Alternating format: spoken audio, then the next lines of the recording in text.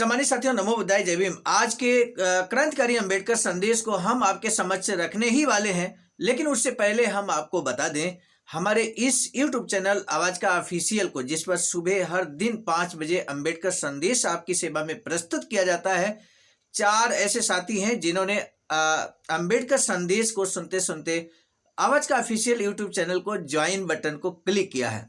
आदरणीय रविंद्र कुमार जी, आदरणीय राम नरेश कुरील जी, आदरणीय रामकृत एडवोकेट साहब जो वकील हैं, आदरणीय सुधीर वर्मा जी, आपने यहाँ पर ज्वाइन बटन क्लिक करके मेंबरशिप प्राप्त कर ली है आवाज का ऑफिशियल यूट्यूब चैनल की। आप भी अगर ज्वाइन बटन को क्लिक करेंगे तो परमानेंट मेंबर आवाज का ऑफिशियल के हो जाएंगे। अब शुरू करते हैं आज के अंबेडकर संदेश को। आज का अंबेडकर संदेश बाबा साहब डॉक्टर अंबेडकर संपूर्ण वाङ्मय खंड 16 से पेज नंबर 166 से 168 तक हम आपके समक्ष प्रस्तुत करेंगे। Buddha Bodhisattva Ambedkar international centre BBAIC Sarnath Varanasi राज्य उत्तर प्रदेश देश भारत के सौजन्य से। सम्मानित साथियों, आज बहुत ही क्रांतिकारी अंबेडकर संदेश होने वाला है, जिसमें इस प्रश्न का स्पष्टीकरण, क्योंकि कांग्रेस लगातार इस बात को कह रही है कि वो भारत के सभी अस्पृश्यों का प्रतिनिधित्व करती है, तब बाबा साहब उनके इस दावे की पोल खोल देते हैं। पोल क्या खोलते हैं सम्मानित साथियों? यही बात बाबा साहब कहते हैं, एक झूठा दावा।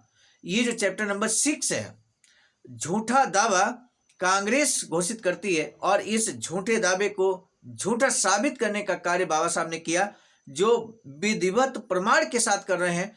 आज के इस अंबेडकर संदेश को सुनने के बाद आप भी क्लियर हो जाएंगे कि वास्तव में कांग्रेस अस्पृश्यों का वास्तविक प्रतिनिधित्व नहीं करती थी। सम्मानित साथियों, आइए चलते हैं आज के अंबेडकर संदेश की तरफ। कांग्रेस बराबर ढोल पीट पीट कर दावा करती रही है कि भारत में केवल कांग्रेस ही ऐसी राजनीतिक संस्था है जो भारत की समस्त जनता का प्रतिनिधित्व करती है। अब हमें चुनाव विवरणों का परीक्षण करना। इस संदर्भ में एक छोटा सा प्रश्न है, कांग्रेसियों के ये कहने का क्या अर्थ है कि 1937 के चुनावों से स्पष्ट है कि कांग्रेस अस्पृश्यों का प्रतिनिधित्व करती है। इसका स्पष्टीकरण आवश्यक है, क्योंकि इस प्रश्न के 2 रूप हैं। इसका एक रूप ये हो सकता है कि अस्पृश्यों के लिए आरक्षित सीटों पर कांग्रेस टिकट पर खड़े हुए अस्पृश्य उम्मीदवार उन अस्पृश्य उम्मीदवारों के मुकाबले जीत गए जो कांग्रेस टिकट पर खड़े नहीं हुए थे। इसका दूसरा अर्थ ये भी हो सकता है कि जो अस्पृश्य उम्मीदवार कांग्रेस टिकट से खड़े हुए थे, उनके पक्ष में अछूतों के मत गैर कांग्रेसी उम्मीदवारों की अपेक्षा अधिक पड़े। मैं दोनों दृष्टिकोणों से उन विवरणों की मीमांसा करना चाहूंगा। जो सीटें जीती गई थीं, उनके संबंध में चुनावों का परिणाम हम पहले ही प्रस्तुत। सम्मानित साथियों, यदि आप हमारे इस चैनल आवाज का ऑफिशियल, जिस पर नियमित सुबह 5 बजे डॉक्टर अंबेडकर संदेश आपको मिलता है, आप हमारे इस चैनल को सपोर्ट करना चाहते हैं, तो हमारा आपसे निवेदन है कि आप हमारे इस चैनल को सब्सक्राइब कर लें, वीडियो को शेयर, लाइक, कमेंट जरूर करें। नहीं है कि उन्हीं संख्याओं को यहाँ दोहराया जाए। ये बतलाया जा चुका है कि 151 सीटों में से कांग्रेस ने 78 सीटें जीती थी। 1937 के चुनाव की बात हो रही। सम्मानित साथियों, ये नहीं कहा जा सकता कि कांग्रेस और अस्पृश्यों के बीच में चुनाव संघर्ष का परिणाम कांग्रेस के इस दावे को ठोस बनाता है। कांग्रेस ही अस्पृश्यों का प्रतिनिधित्व करती है। यदि कांग्रेस के अस्पृश्य उम्मीदवारों को 78 सीटें मिली थी, तो गैर कांग्रेसी अस्पृश्यों को भी 73 सीटें मिली थी। यह एक कांटे का संघर्ष था। अब हमें कांग्रेस के उस दावे का परीक्षण करना है जिसमें कांग्रेस अपने पक्ष के अस्पृश्य उम्मीदवारों को मिले मतों का हवाला देती है। 1937 के चुनावों में कुल 15,86,456 वोट पड़े थे। निम्नलिखित तालिका में दिखाया गया है कि चुनाव में वोट कैसे बटे, कितने वोट अस्पृश्य कांग्रेसी उम्मीदवारों के पक्ष में पड़े थे और कितने गैर कांग्रेसी अस्पृश्यों के पक्ष में। आइए टेबल के माध्यम से हम लोग समझेंगे। तालिका नंबर 10, अस्पृश्य मतदाताओं द्वारा डाले गए मत। यहाँ पर सबसे पहले प्रांत, उसके बाद कांग्रेस के पक्ष में जो वोट पड़े हैं, कांग्रेस के विरोध में, और चुनाव में अस्पृश्य मतदाताओं द्वारा डाले गए कुल मतों की संख्या, कुल मत कितने हैं। तो सबसे पहले प्रांत कांग्रेस के पक्ष में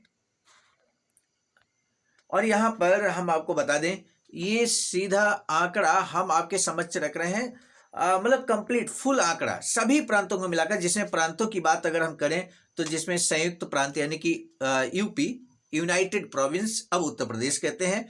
दूसरा मद्रास, बंगाल, मध्य प्रांत, बम्बई, बिहार, पंजाब, असम, उड़ीसा, और कुल जो वोट पड़े कांग्रेस के पक्ष में वो 2,90,737 वोट पड़े, जबकि कांग्रेस के विरोध में जो वोट पड़े यानी कि गैर कांग्रेसी पार्टियों को या कैंडिडेट्स को जो वोट मिले वो 12,95,719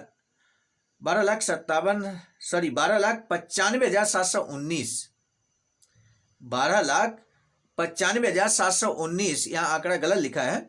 हम सीधे आपको बुक के माध्यम से दिखाने की कोशिश कर रहे हैं, बताने की कोशिश कर रहे हैं।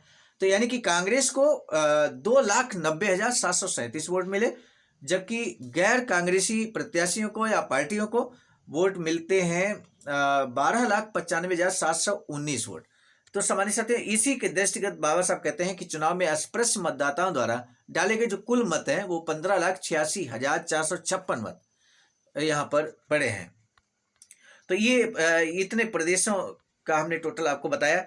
बाबा साहब लिखते हैं कि ये सभी जानते हैं कि एक पार्टी द्वारा प्राप्त की गई सीटों की संख्या सदा पार्टी के पक्ष में डाले गए मतों की संख्या के अनुपात में नहीं हुआ करती। अक्सर अल्पसंख्या में प्राप्त मतों के आधार पर भी पार्टी बहुमत प्राप्त कर लेती है। ये बात मुख्यतः वहां खरी उतरती है जहां एक सदस्य निर्वाचन क्षेत्र होता है, जैसा भारत में है। पार्टी की वास्तविक शक्ति का मतदान पार्टी द्वारा प्राप्त मत होते हैं। इस बात पर विचार करने से ये बात स्पष्ट हो जाती है कि कुल मतों की संख्या 15,86,456 में से 2,90,737 अर्थात 18% वोट कांग्रेस के पक्ष में और 80% वोट कांग्रेस के विरुद्ध पड़े थे।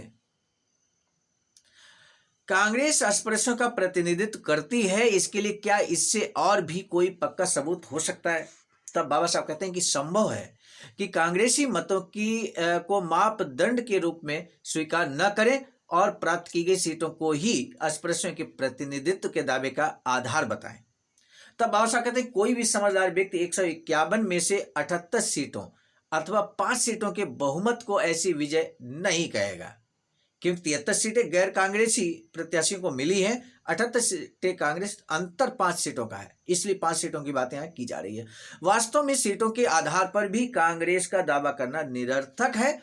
निर्वाचन परिणामों का और विवेचन करने से स्पष्ट हो जाता है कि जो सीटें अस्पृश्यों के लिए आरक्षित थी उनमें से बहुमत में सीटें प्राप्त करना कांग्रेस के लिए बहुत दूर की बात थी। उसने केवल अल्पसंख्या में सीटें प्राप्त की। यदि मान लिया जाए कि कांग्रेस की उपलब्धियां फर्जी न होकर वास्तविक हैं, तो भी कांग्रेस द्वारा जीती गई 78 सीटों में से निम्नलिखित कम कर दी जाए।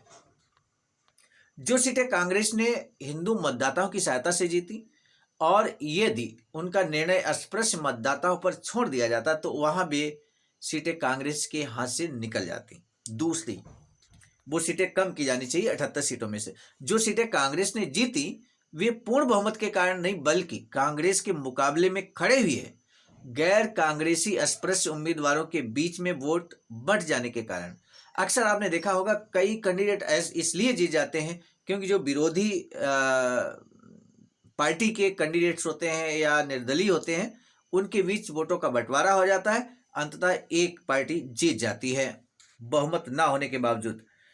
20 सीटें जिन्हें अस्पृश्य जीत सकते थे वह शर्तें कि सुरक्षित सीटों के चुनावों में वे अस्पृश्यों को ही वोट देने और सामान्य अथवा गैर दलितों के उम्मीदवारों को वोट न देते। तो ये 3 तरह के यहाँ पर। तब आप लिखते हैं मैं नहीं समझता कि कोई निष्पक्ष व्यक्ति ऐसी कसौटियों पर कैसे ऐतराज करेगा। उस उम्मीदवार को जिसे बहुमत अस्पृश्यों के मतों के कारण प्राप्त नहीं हुआ, ये कहने का कोई अधिकार नहीं है कि वह अस्पृश्यों का प्रतिनिधित्व करता है, और कांग्रेस भी केवल इस कारण से कि वह अस्पृश्य कांग्रेस के टिकट पर खड़ा हुआ था यह नहीं कह सकती कि वह इस उम्मीदवार के माध्यम से अस्पृश्यों का प्रतिनिधित्व करती है। तब आशा रखते हैं कि वह अस्पृश्य उम्मीदवार जिसे केवल इसलिए बहुमत मिल गया कि उसके विरोध में कई उम्मीदवारों के बीच वोट बंट गए थे और वह ही ऐसा उम्मीदवार था जो अस्पृश्य था और जो कांग्रेस के टिकट पर खड़ा हुआ था। अस्पृश्यों का वास्तविक प्रतिनिधि नहीं कहला सकता, वह उम्मीदवार भी अस्पृश्यों का प्रतिनिधि नहीं कहला सकता जो किसी आरक्षित सीट के लिए भारी संख्या में लोगों के चुनाव में रुचि न रखने के बावजूद जीता हो। ऐसी अस्पृश्य सीटें भी कांग्रेस सूची से निकाल दी जाए। सामान्य साथियों, कल के अंबेडकर संदेश में वो सूची भी हम आपको दिखाएंगे कि आखिर कांग्रेस हिंदुओं के बल पर कितनी सीटें जीती हैं, कांग्रेस अस्पृश्यों के बल पर कितनी सीटें जीती हैं और वोट बढ़ जाने की वजह से कितनी सीटें जीती हैं। दूसरा, चुनाव में अस्पृश्य सीटों के चुनाव में अस्पृश्यों की रुचि न लेने की वजह से भी कई सीटें कांग्रेस जीत गई। तो ये आंकड़ा कल के अंबेडकर संदेश में रखेंगे, क्योंकि आज का अंबेडकर संदेश एक जो समय सीमा है उससे कहीं ज़्यादा बढ़ता हुआ दिखाई दे रहा है, और ऐसे में कल के अंबेडकर संदेश में हम वो सूची भी आपके समक्ष रखेंगे। आज का अंबेडकर संदेश आपने अंत तक वॉच किया, इसके लिए आपका हम तहे दिल से धन्यवाद ज्ञापित करते हैं। सामान्य साथियों, आपका अंत तक वीडियो को वॉच करना ये अपने आप में बहुत बड़ी बात है, क्योंकि आज के समय में किसी के पास समय नहीं है पढ़ने का और वीडियो को सुनने का। आप पूरा समय देते हैं, इसके लिए हम बार बार आपका तहे दिल से शुक्रिया अदा करते हैं। आज के अंबेडकर संदेश का जो महत्वपूर्ण प्रश्न है सामान्य साथियों, इसका आंसर देने की कोशिश कीजिएगा। पहला है, चुनाव में अस्पृश्य मतदाताओं द्वारा कुल कितने मत पड़े थे। दूसरा प्रश्न, कितने परसेंट वोट कांग्रेस के विरुद्ध पड़े थे। ध्यान दीजिए, कांग्रेस के विरुद्ध कितने परसेंट वोट पड़े थे। बावजूद इसके कांग्रेस कहती है कि वो अस्पृश्यों का प्रतिनिधित्व करती है। तो ये इस क्वेश्चन का आंसर क्लियर कट इस बात को कहेगा कि वास्तव में कांग्रेस अस्पृश्यों का वास्तविक प्रतिनिधित्व नहीं करती थी। यही आज के अंबेडकर संदेश का सारांश भी है, यही प्रश्न हम लेकर चले थे और ये पूरी तरह से यहाँ पर क्लियर हो चुका है। अब आज के अंबेडकर संदेश को हम यहीं पर रोकेंगे। आप सभी सामान्य साथियों से एक बार पुनः अनुरोध है कि वीडियो को लाइक, सब्सक्राइब और कमेंट जरूर किया करें। बिना कहे आप इस वीडियो को जरूर शेयर कीजिएगा, और साथ ही साथ ज्वाइन बटन की आज बात हुई है, अगर आप कर सकते हैं तो ज्वाइन जरूर करें हमारे इस चैनल आवाज का ऑफिशियल को। आप सभी को सादर नमो बुद्धाय, जय भीम। सामान्य साथियों, हम एक महत्वपूर्ण बात बताना उचित समझते हैं। बाबा साहब की अधूरी इच्छा के अनुरूप एक वैचारिकी सेंटर निर्माणाधीन है सारनाथ वाराणसी में, जहां पर 14,000 स्क्वायर फीट जमीन परचेज कर ली गई है ring road, green city, Faridpur, Sarnath में। वैचारिकी सेंटर के प्रशासनिक ब्लॉक का निर्माण कार्य कंप्लीट हो चुका है। शानदार बेहतरीन प्रशासनिक ब्लॉक का निर्माण पूर्ण हो चुका है।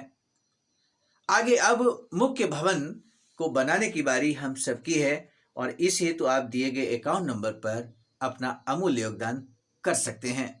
आज का अंबेडकर संदेश हम लेकर उपस्थित हुए थे मिशन नायक बुद्ध मित्र मुसाफिर सर, राष्ट्रीय अध्यक्ष आवाज का नई दिल्ली की प्रेरणा में, और साथ ही साथ संकलन कथाक्रम में परम आदरणीय विजय कुमार बौद्ध जी, प्रांतीय कोषाध्यक्ष आवाज का बिहार। प्रस्तुत कर्ताक्रम में मैं स्वयं सर्वजीत आर्य, राष्ट्रीय मीडिया प्रभारी, IT सेल आवाज का नई दिल्ली। मिलेंगे नए डॉक्टर अम्बेडकर संदेश में, तब तक दीजिए इजाजत। आप सभी को सादर नमो बुद्धाय, जय भीम। सामान्य साथियों, यदि आप हमारे इस चैनल आवाज का ऑफिशियल, जिस पर नियमित सुबह 5 बजे डॉक्टर अम्बेडकर संदेश आपको मिलता है, आप हमारे इस चैनल को सपोर्ट करना चाहते हैं, तो हमारा आपसे निवेदन है कि आप हमारे इस चैनल को सब्सक्राइब कर लें, वीडियो को शेयर, लाइक, कमेंट जरूर करें।